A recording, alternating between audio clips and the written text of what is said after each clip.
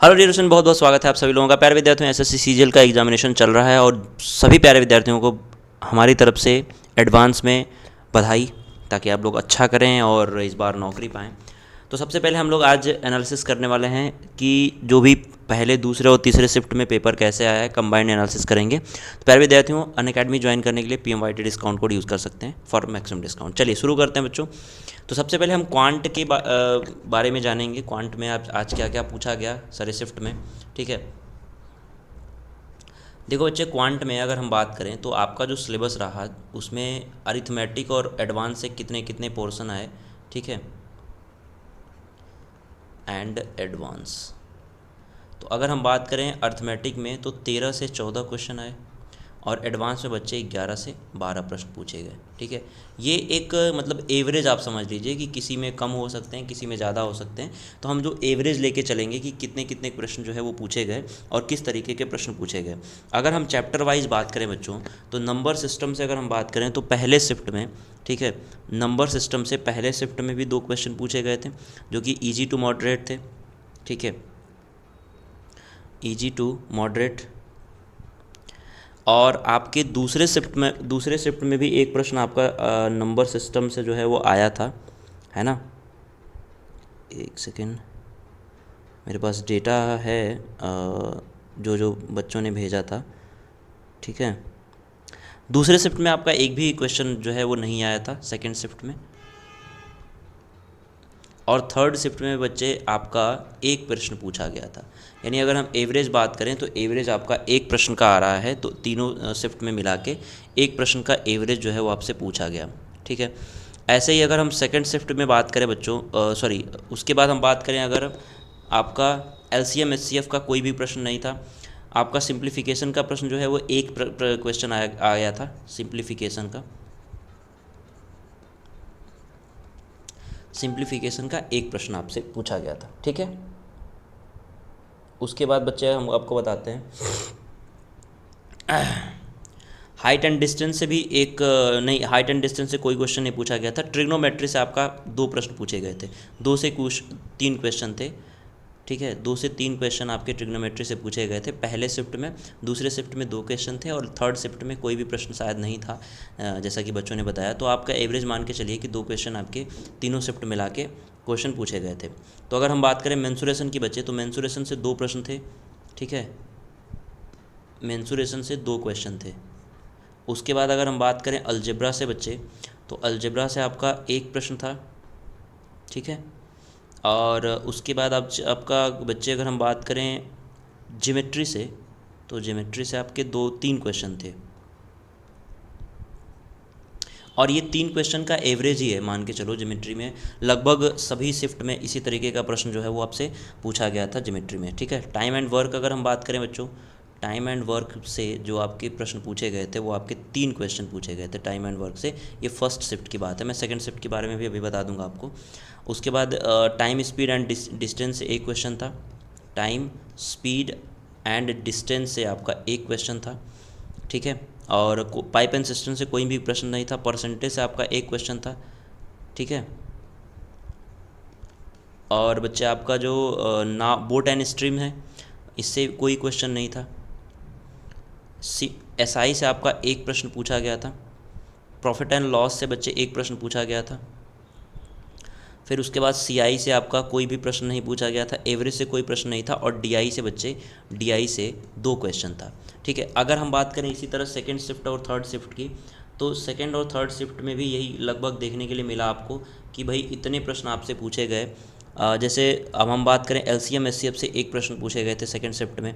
Simplification से एक question था सेकंड शिफ्ट में, ठीक है। उसके बाद बच्चे आपका ट्रिग्नोमेट्री से 3 क्वेश्चन जो फर्स्ट शिफ्ट में पूछा गया था उसी तरह से यहाँ भी पूछा गया था। रेशियो प्रोपोर्शन से इसमें नया क्वेश्चन था सेकंड शिफ्ट में। यानी कि शिफ्ट वाइज जो चीज़ें हैं वो चेंज हो रही हैं, एक एक 2-2 क्वेश्चन, ठीक है। एलिगेशन से भी एक क्वेश्चन बच्चे था। मिक्सचर एंड एलिगेशन से एक प्रश्न आपका यहाँ पे देखने के लिए मिला था, हैं। और आपका ज्योमेट्री से सेम क्वेश्चन थे। ज्योमेट्री वगैरह में टाइम एंड वर्क से 3 क्वेश्चन सेम था। टाइम स्पीड एंड डिस्टेंस से एक क्वेश्चन यहाँ भी सेम था। जो सिपाही वाला खाने वाला भोजन एक क्वेश्चन है, आपने देखा होगा, बहुत फेमस क्वेश्चन है। जो भोजन करते हैं और बच जाता है। परसेंटेज से इलेक्शन वाला पूछा गया था, प्रॉफिट लॉस से ऐसे, और डार्ट DI से 3। तो इसी तरीके का सेकेंड और थर्ड शिफ्ट लगभग बराबर रहा था। सेकेंड एंड थर्ड शिफ्ट में ये चीज़ें बराबर लगभग पूछी गई थी। तो ये बात तो रही मैथ्स की। अब हम बच्चे बात कर लेते हैं आपके दूसरे सब्जेक्ट की बात कर लेते हैं, रीजनिंग की। ठीक है, अब रीजनिंग में मैं आपको बताता हूँ रीजनिंग में क्या क्या चीज़ें पूछी गई थी। अच्छा, मैथ्स में एवरेज अटेम्प्ट जो है वो आपका 18 से 22 तक का एवरेज अटेम्प्ट आ रहा है। ठीक है, अब देखिए रीजनिंग में कोडिंग डिकोडिंग। ठीक है, कोडिंग डिकोडिंग से बच्चे 3 प्रश्न थे आपके, 3 क्वेश्चन। एनालॉग से बच्चे आपके 2 क्वेश्चन। फिर उसके बाद सेट वाला जो क्वेश्चन पूछा जाता है वो वाला भी एक प्रश्न था, शायद 5, 25 और 125 था, है ना। उसके बाद आपका क्लासिफिकेशन से प्रश्न था, क्लासिफिकेशन का प्रश्न था बच्चे, जिसमें आपके 3 क्वेश्चन पूछे गए थे क्लासिफिकेशन से। ठीक है, उसके बाद लॉजिकल सीरीज जो थी, लॉजिकल वर्ड जो था, अरेंजमेंट जो डिक्शनरी के हिसाब से अरेंज किया जाता है, उसके आपका एक प्रश्न पूछा गया था उसका। ठीक है, उसके बाद ब्लड रिलेशन का बच्चे, ब्लड रिलेशन से आपका एक क्वेश्चन था। डायरेक्शन से फर्स्ट शिफ्ट में कोई क्वेश्चन नहीं था। और मैथमेटिकल ऑपरेशन में बच्चे आपका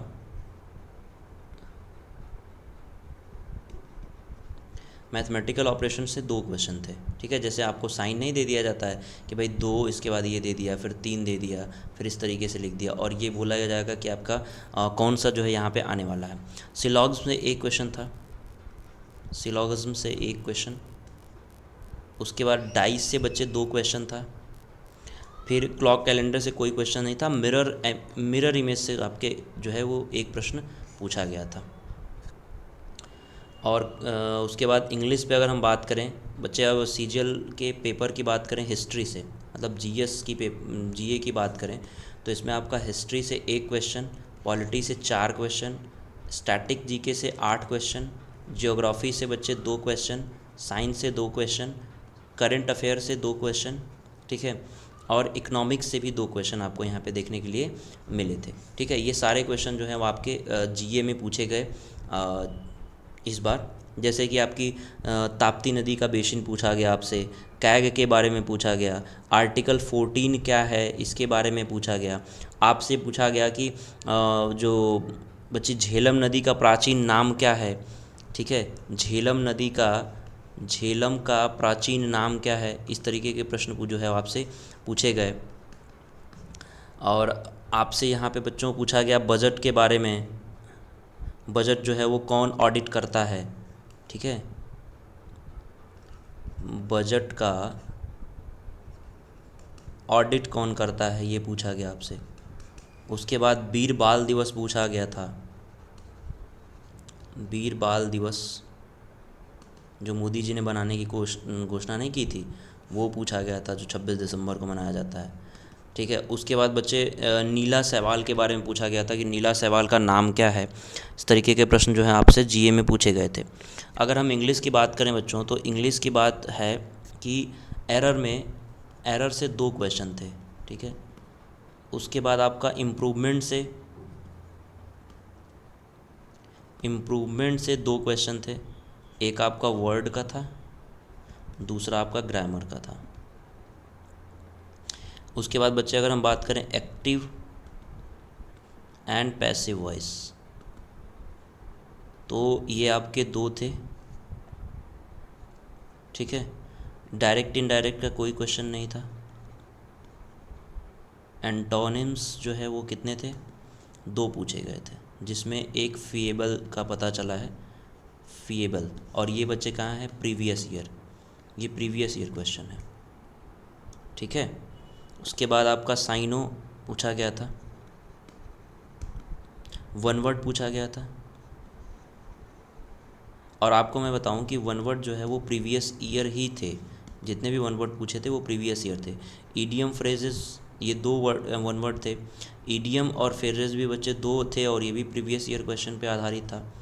ठीक है, उसके बाद ऐसे ही अब हम लोग और भी चीज़ों को देखें तो आपका मिसिंग जो इनकरेक्ट स्पेल्ट आता है या फिर करेक्ट स्पेल्ट, ठीक है, इनकरेक्ट नहीं, करेक्ट स्पेल्ड। इससे बच्चे एक क्वेश्चन था, ठीक है।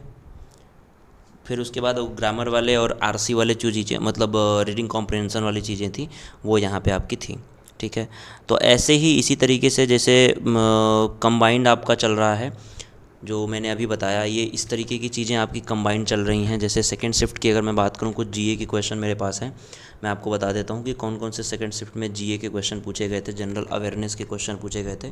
बच्चे, पहला पूछा गया था कि 2000 जो 36वां राष्ट्रीय खेल है वो कहाँ पे हुआ था, जो कि मैंने अपने क्लासेस में, जो करंट अफेयर की क्लासेस हमारी हैं, वो आपको मैंने कई बार बताया था। 36 नेशनल गेम्स के बारे में कई बार मैंने आपको बताया था, ये कहाँ पे हुआ था, गुजरात में, ठीक है। और 37 के बारे में भी, सॉरी 36 के बारे में आपको मैंने कई बार बताया था। अब मैंने बच्चे ये पूछा गया था कि 1857 में, 1857 में जो किस समाज की स्थापना हुई थी, तो वहाँ पे ऑप्शन था आर्य समाज, और यही इसका सही उत्तर है, आर्य समाज, आर्य सोसाइटी की स्थापना हुई थी 1857 में, सॉरी 1875 में, 57 नहीं, 1875 है, ठीक है। उसके बाद आपका गुरु बिपिन सिंह के संबंध पूछा गया था। फिर उसके बाद बच्चे आपका नृत्य पूछा गया था, दस कथिया नृत्य, दस कथिया नृत्य, ये कहाँ का है, तो बच्चे ये आपका उड़ीसा का है, ठीक है। अब देखिए, उसके बाद आपका चंदेरी का युद्ध पूछा गया था, चंदेरी, ये कहाँ पे बच्चे हुआ था, ये हुआ था 1528 में, मेदिनी राय की इसमें हार हुई थी,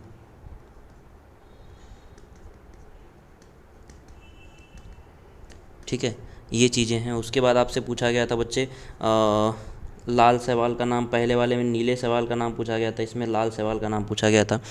और फिर पूछा गया था कि 2021 में भारत की हॉकी रैंकिंग क्या थी, ठीक है। 2021 में हॉकी रैंकिंग जो है वो भारत की क्या थी, इंडियाज़ रैंकिंग,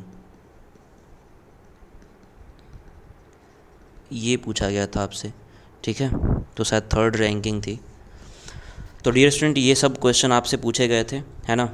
तो कंबाइंड यही है कि मतलब कुल मिला के इसी तरीके का पेपर जो है वो आ रहा है, जो मैंने अभी आपको बताया कि भाई कितने कितने क्वेश्चन किस किस चैप्टर से आ रहे हैं, कौन कौन से टॉपिक से क्या क्या पूछा जा रहा है। और डियर स्टूडेंट, अगर 2023-24 में अगर आपका सीजीएल टारगेट है तो आप अनअकैडमी प्लस ज्वाइन कर सकते हैं। इस समय आपके लिए बेहतरीन ऑफर है, 15 जुलाई से पहले आप अनअकैडमी प्लस अगर ज्वाइन करते हैं तो आपको इंस्टेंट 50% डिस्काउंट मिल रहा है, और साथ ही आपको 6 मंथ का एक्स्ट्रा वैलिडिटी भी प्रोवाइड कराई जा रही है। और केवल आपकी 4500 रुपये फ़ीस है।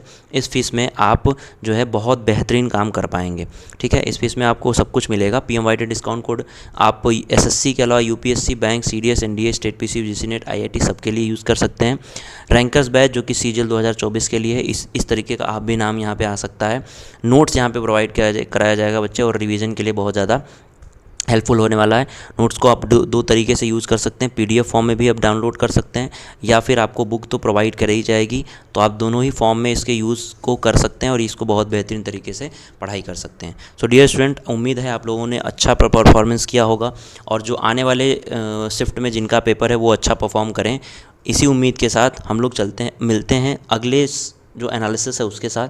आप लोग अपनी तैयारी करते रहिए, जो जो चैप्टर मैंने बताया वो उसको रिवाइज़ करते रहिए, आगे आने वाले दिनों में आपके बहुत काम आने वाला है, ठीक है। Thank you so much, bye bye.